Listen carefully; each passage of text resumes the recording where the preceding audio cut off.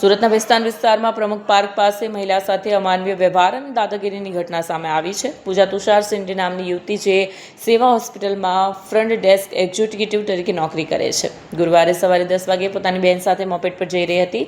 તેની બહેનને અચાનક ચક્કર આવતા હોવાથી તે તાત્કાલિક મેડિકલ સ્ટોર પર દવા લેવા ગઈ ત્યારે આ અકસ્માતની ઘટના બની.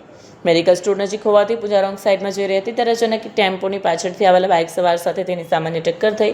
અકસ્માત ખૂબ જ સામાન્ય હતો અને કોઈને ઈજા નહોતી. તેમ છતાં બાઇક સવારે પૂજા સાથે અત્યંત ખરાબ વર્તન અને ગાળાગાળી શરૂ કરી.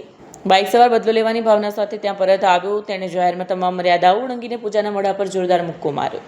આ સમગ્ર હિંસક ઘટના સીસીટીવી કેમેરામાં કેદ થઈ હતી.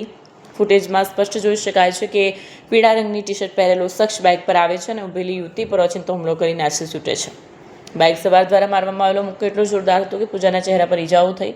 સદસ્યએ મુક્કો આંખના ભાગે સહેજ રહી ગયો, નહીં તો યુવતીએ પોતાની આંખ ગુમાવવાનો વારો આવ્યો હતો. પીડિત યુવતી પૂજાએ અત્યાચાર સામે હિંમત દાખવીને વિસ્તાન પોલીસ સ્ટેશનમાં ફરિયાદ નોંધાવી છે.